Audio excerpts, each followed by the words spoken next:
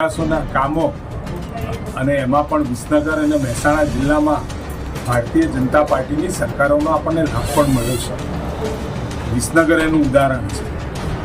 એટલે સ્વાભાવિક કે આખા ગુજરાતની અંદરથી જે અવાજ હતો, વિકાસનો અવાજ હતો, એ વિકાસના અવાજને હંમેશા એને અનુલક્ષી અને સરકારે પ્રજાના હિતોને અને દિલમાં સ્થાન પણ બનાવ્યું છે.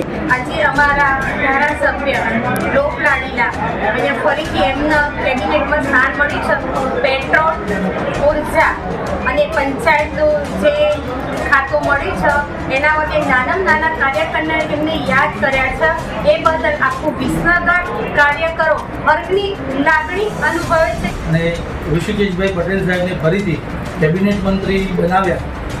સાહેબના અગાઉના કાર્યકાળમાં જે કેબિનેટ મંત્રી હતા તેમાં સાહેબે જે સારું કામ કર્યું છે તેવું જ કામ નવા ખાતા મળ્યા છે, જેમાં સાહેબ ઉત્તરોત્તર પ્રગતિ કરતા રહે તેવી શુભકામનાઓ સાહેબને. અમારી તમામ માહિતીથી અપડેટ રહેવા માટે જોડાયેલા રહો S9 ન્યૂઝ સાથે.